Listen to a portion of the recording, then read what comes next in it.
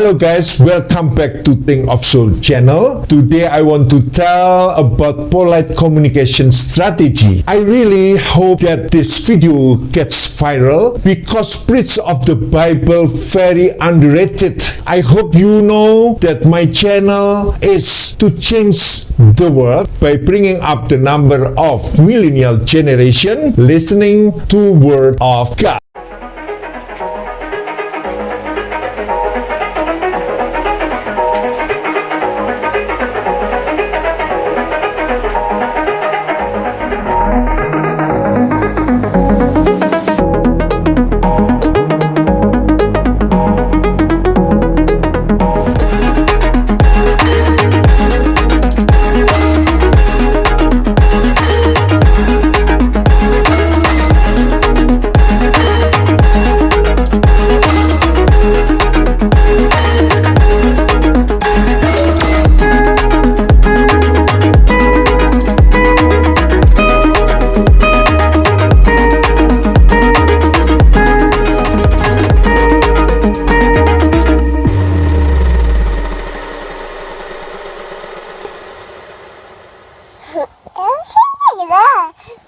And guys, today I am excited to share some great tips to help your children to keep imitating you, in particular for young couple who wants to have a baby. Amen. So thanks for checking out Simplicity in Think of Soul YouTube channel. Here we offer premium content on messages from the Bible and personal life in simple, easy, and fun way. So don't skip this channel guys.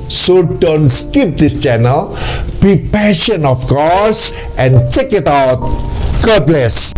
Amen. Guys, aku mau bicara bagi pasangan-pasangan muda yang ingin mendapatkan baby. Kalian harus menyiapkan sungguh-sungguh dan aware untuk mengasuh dan mendidiknya. Mengasuh seorang anak sejak kecil hingga menuju dewasa itu bagaikan menuliskan di sebuah kertas yang polos, yang masih putih, di mana kamu harus menuliskan tentang pengajaran sehingga mental dan karakternya nanti di masa yang akan datang menjadi kuat dan memiliki pribadi yang kuat, tahan terhadap body shaming atau celaan fisik. Mengapa guys? Sebab in this postmodern age, saya bertemu dengan seseorang yang mengalami gangguan kepribadian atau mental issue, ada depresi yang berat, ada paranoid yang berat,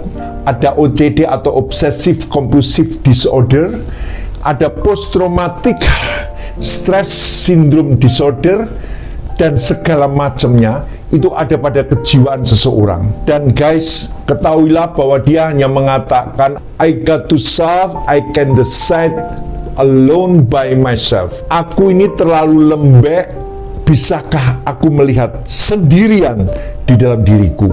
Guys, kalau aku katakan kita punya kehidupan sendiri-sendiri, we cannot blame it on anyone, everything that happen on us.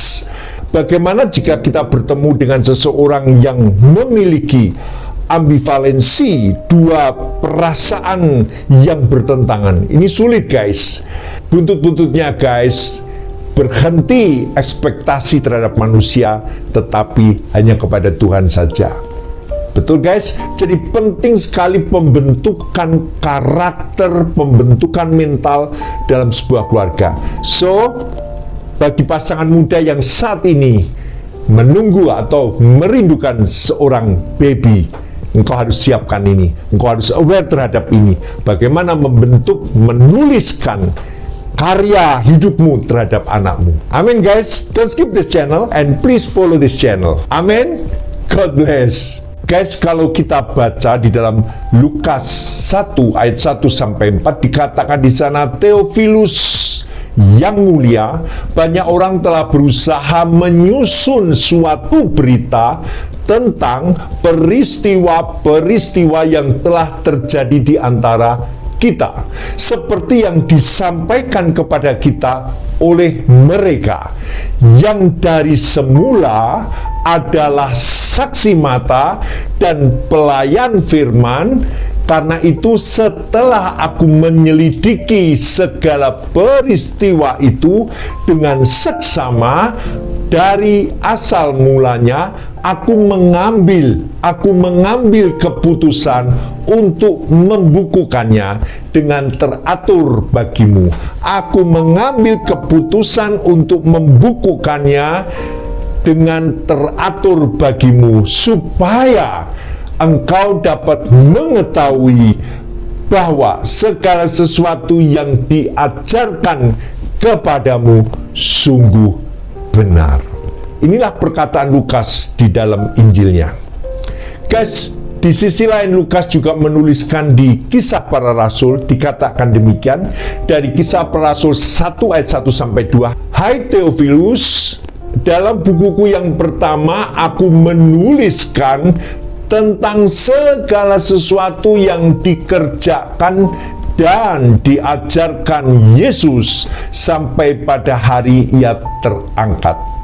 Guys, kalau kita baca di sini, Lukas membukukannya bermula dari banyaknya orang yang berusaha menyusun suatu berita tentang peristiwa-peristiwa yang telah terjadi di antara kita.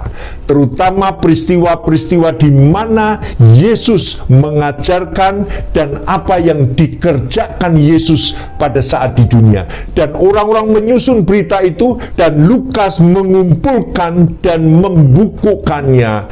Dan dia mengesahkan segala sesuatu yang ditulis itu adalah ajaran yang sungguh-sungguh benar.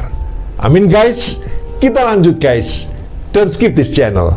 Amin. Guys, kalau kita menyadari bahwa tidak bisa orang membungkam mulut orang yang melihat dan merasakan kebenaran Injil daripada Kristus Yesus. Memang guys, segala gerak-gerik daripada murid-murid Tuhan Yesus pada saat itu dipantau oleh pemerintahan Romawi dan ada di bawah tekanan politik dan aniaya. Apabila mereka melakukan sesuatu yang menentang pemerintahan Romawi yang menyebarkan ajaran Kristus, ujung-ujungnya mereka dihukum mati. Ketika Lukas bermula untuk menyusun berita-berita yang didengar dari orang-orang, dan dia sendiri juga mengesahkan tentang peristiwa-peristiwa yang terjadi di antara kita sebagai saksi mata dan pelayan firman, maka Lukas membukukannya. Artinya Lukas berani pasang badan guys, berani berdiri di muka permukaan, bahkan memperkenalkan dirinya sebagai Lukas. Guys, faith by risks. Artinya iman itu selalu ada risiko, pelayanan selalu ada risiko.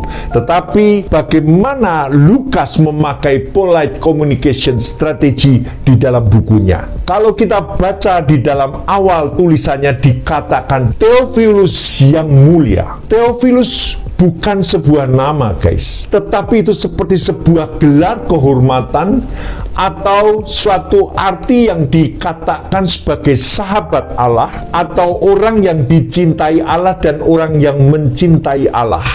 Jadi waktu Lukas menuliskan Theophilus yang mulia, ini adalah suatu indikasi mengenai tujuan atau target pembaca dari karya tulis Lukas.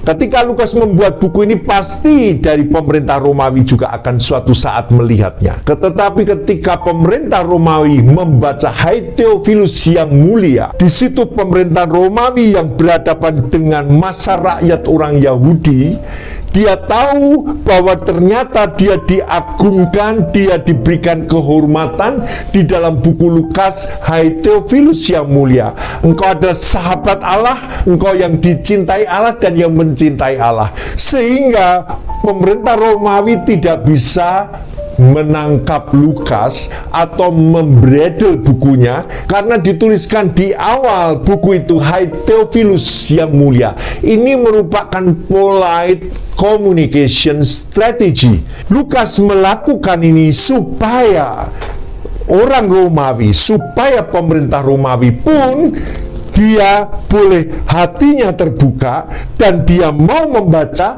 nieuwsgierig, kalau orang Belanda mengatakan ingin tahu, dan dia ingin membaca, dan di dalamnya terjadi peristiwa-peristiwa apa yang dikerjakan dan diperbuat Yesus serta yang diajarkan Yesus. Jadi guys, pemerintah Romawi sangat sulit untuk membredel buku Lukas karena Lukas memakai polite communication strategy. Guys, positive politeness strategies are intended to avoid giving offense by highlighting friendliness. Hal ini merupakan strategi kesantunan yang positif yang dimaksud untuk menghindari kesan ketersinggungan dengan menonjolkan keramahan.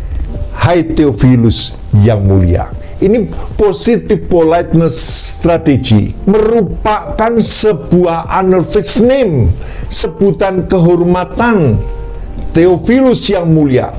Dan ini yang dipakai oleh Lukas, sebuah strategi bagaimana memasukkan Injil untuk bisa didengar kepada masyarakat, terutama kepada pemerintahan Romawi. Dasar yang kedua, selain dari berita orang, dikatakan bahwa di dalam Kisah Rasul 1 ayat 2, sebelum itu ia atau Kristus telah memberi perintahnya atau amanatnya oleh Roh Kudus kepada rasul-rasul yang dipilihnya. Jadi, selain berita yang dikumpulkan dan pengesahan dari Lukas dengan dia menuliskan juga apa yang dikerjakan dan diajarkan oleh Yesus, Lukas juga memiliki suatu amanat yang diperintahkan oleh Roh Kudus untuk memberitakan Injil melalui tulisannya. Guys, sampai di sini kita mengerti bagaimana memperjuangkan sebuah pemberitaan Injil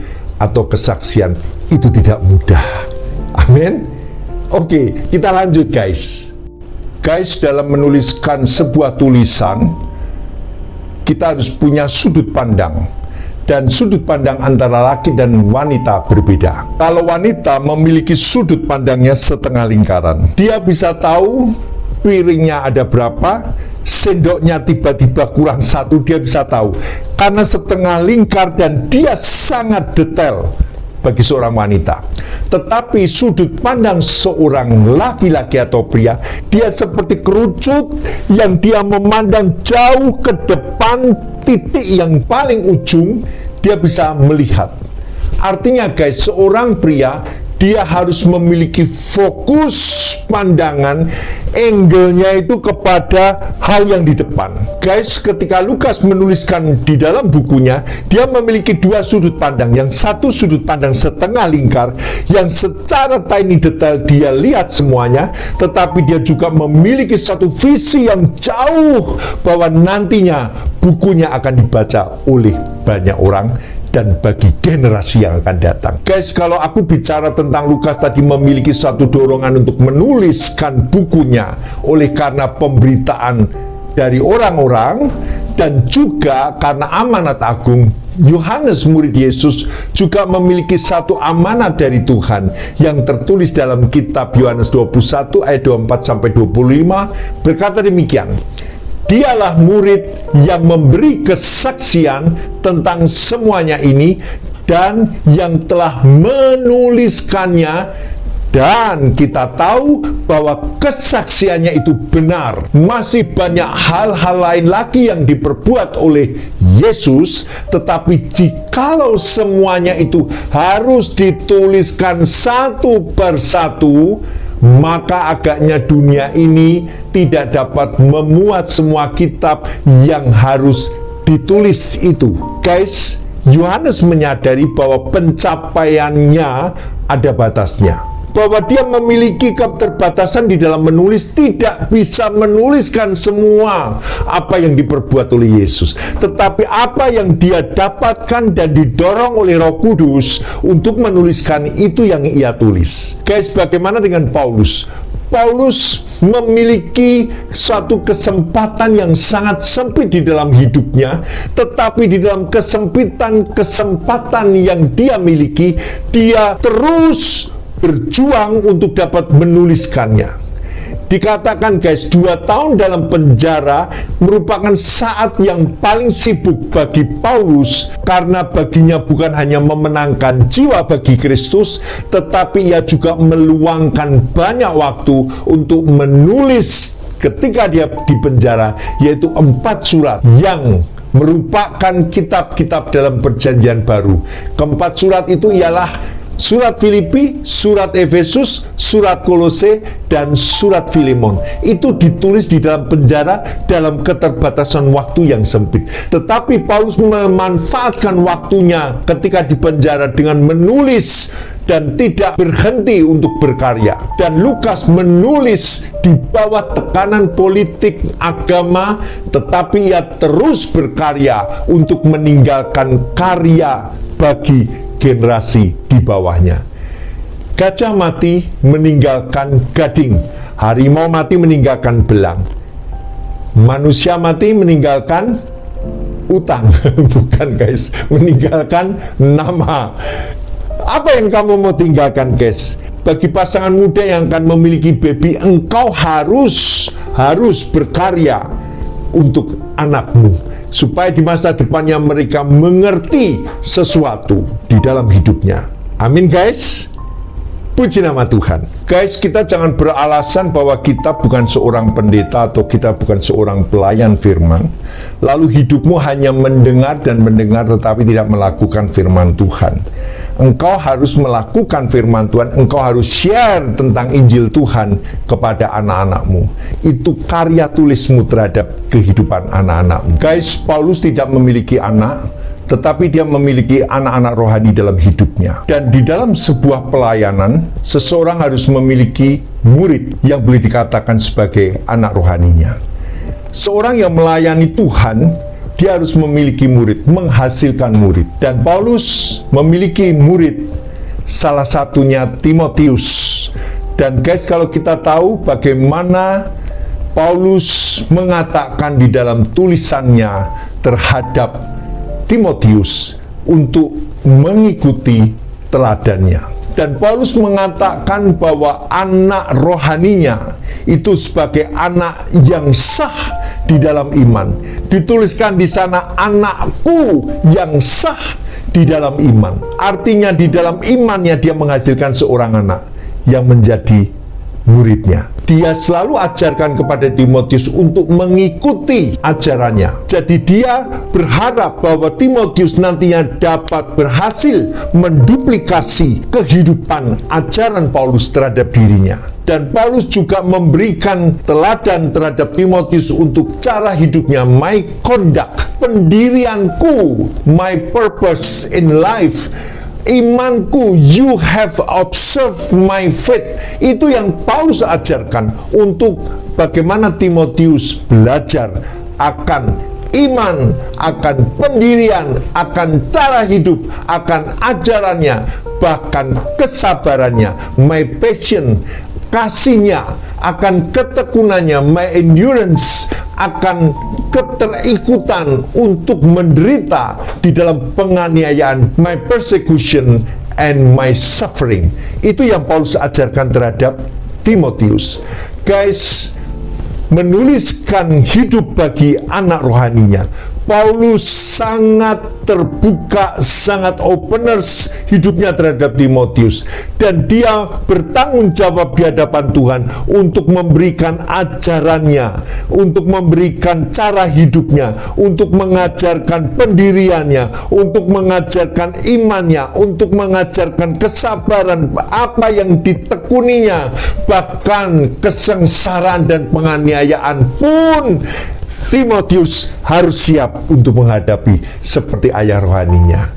Guys, kita sebagai pasangan muda yang memiliki anak nantinya, engkau harus mengajarkan bagaimana anakmu adalah merupakan shadowmu, bayanganmu, ajaranmu, sikap cara hidupmu, bahkan pendirianmu, imanmu, kesabaranmu, ketekunanmu, semua apa yang diajarkan Yesus dalam hidupmu harus kamu ajarkan kepada anakmu. Itu duplikasi daripada hidupmu, shadow daripada hidupmu. Amin guys. Dan itu yang Tuhan mau, supaya anak rohanimu atau anak kandungmu itu akan sama dengan apa yang kamu alami. Guys, Paulus katakan kita sebagai surat yang hidup yang dibaca. Kita sebagai Kekristenan bukan sesuatu yang tertutup, bukan sesuatu yang tersembunyi, tetapi kekristenan merupakan sesuatu yang terbuka, openers, yang dibaca orang sebagai surat yang dibaca. Oleh sebab itu Paulus berani mengatakan, ikutilah teladanku dalam pendirianku, cara hidupku, imanku, ajaranku, bahkan kesengsaraanku, serta aniaya yang dialaminya. Guys, sebagai orang tua kita tidak usah malu ketika kita menderita, ketika kita fail, ketika kita bangkrut, ketika kita mengalami hal yang buruk. Kita harus ceritakan kepada anak kita apa yang kita alami ini, supaya anak kita boleh tough, boleh kuat, boleh maju, boleh semangat, boleh tetap berdiri di atas kakinya ketika melihat wibawa orang tuanya, ketika melihat pendirian orang tuanya, ketika melihat teladan orang tuanya yang kuat di dalam menghadapi aniaya, sengsara apapun yang dialami, orang tuanya tetap berdiri dan teguh di dalam Tuhan. Guys, betapa bahagianya ketika orang tua mendengar bahwa saya bangga memiliki ayah, saya bangga memiliki ibu, saya tidak apa-apa tidak kaya, saya tidak apa-apa hidup di dalam kesederhanaan, tetapi saya bangga memiliki orang tua yang tetap yakin kepada Tuhan, yang tetap pegang teguh ajaran Tuhan, yang tetap setia pada ajaran Kristus. Saya bangga walaupun ayah dan ibu saya ditempa dengan berbagai macam masalah, ditempa dengan berbagai macam cobaan, tetapi ayah dan ibu saya tetap berdiri di dalam Yesus, tetap memiliki iman yang teguh di dalam Yesus dan tidak meninggalkan Yesus. Guys, betapa bahagianya orang tuanya ketika melihat anaknya bangga. Jangan sampai guys, itu hanya sebagai diplomasi, sebagai kata-kata basa-basi, sebagai kata-kata yang peres ketika anak di hadapan peti orang tuanya dan mengatakan bangga. Tetapi ketika ditanya bangga dengan apa, dia tidak tahu apa yang dia ucapkan. Tetapi izinkan anakmu, sementara kamu masih hidup, anakmu bisa mengatakan, aku bangga dengan orang tuaku, karena orang tuaku pegang terus keimanannya di dalam Yesus. Walaupun badai menerpa apapun, dia tidak tergoyahkan, dia tetap pegang hidupnya, dia tidak pernah goyah di dalam imannya. Guys, ini warisan rohani. Ini yang harus kamu tulis di dalam hati anak-anakmu. Ini yang harus kamu tulis di dalam hidup anak-anakmu, supaya dia mengikuti teladan hidupmu. Kalau engkau tidak bisa membuat buku, tulislah di dalam hidup anakmu, tulislah di dalam hidup keluargamu, karena itu yang Tuhan mau. Jadilah surat yang hidup yang dibaca. Guys, ketika saya melayani misi, saya lakukan, yaitu saya menulis selama 4 tahun. Ini buku misi yang saya lakukan. Apa yang terjadi dalam hidup pelayanan saya di dalam dunia misi. Saya beri judul autobiografi sebuah misiologi peranaan. Buku ini cukup tebal guys, hampir 1200 halaman. Dan saya tulis selama 4 tahun. Karena saya tahu suatu hari saya akan berhenti di dalam misi, karena saya harus pulang kepada Tuhan, ke rumah Bapa di surga. Tetapi saya meninggalkan warisan bagi gereja Tuhan dan bagi sekolah-sekolah Alkitab dan orang-orang yang mencintai misi ke suku-suku pedalaman, supaya mereka dapat membaca apa yang saya sudah alami, apa yang sudah saya dapatkan dari pengalaman-pengalaman misi di dalam pelayanan saya ke misi suku-suku pedalaman. Oleh sebab itu guys, ambil waktu, sediakan waktu, ambil keputusan, untuk membukukan hidupmu melalui pengajaran terhadap anakmu, melalui pengajaran terhadap anak rohanimu, terhadap muridmu, supaya engkau tidak beralasan saya tidak punya anak. Kalau engkau tidak punya anak, engkau harus punya anak yang sah dalam iman, yaitu murid di dalam Kristus, yang kau harus ajarkan tentang pendirianmu, tentang ajaranmu, dan tentang imanmu. Amin guys. Tetap semangat guys. Kiranya hari ini guys, apa yang aku katakan tentang polite communication strategy menjadi sesuatu yang menggelitik hatimu untuk engkau mau menuliskan di dalam hidupmu sebuah karya bagi Tuhan. Amin guys. Semangat. Puji nama Tuhan. Tidak tergoyahkan, tetapi ikut Yesus. Tidak tergoncangkan, karena kerajaan Allah dikatakan unshakable kingdom. Tidak tergoyahkan kerajaannya. Tetap beriman guys, dalam kesulitan, dalam kesengsaraan, dalam penganiayaan, tetap beriman kepada Tuhan, sebab Yesus tidak pernah tinggalkan kamu. Dia lindungi engkau dengan kekuatan Roh Kudusnya. Semangat, beritakan Injil kepada mereka yang membutuhkan, sembuhkan yang sakit, doakan, berikan makan mereka yang kekurangan, kunjungi mereka yang kesepian, dan tolong mereka dan doakan mereka. Semangat guys, semangat, semangat. Api Kristus menyala dalam hidupmu. Puji nama Tuhan. Haleluya. Amin. Puji Tuhan. Maju terus. Amin, amin, amin, amin.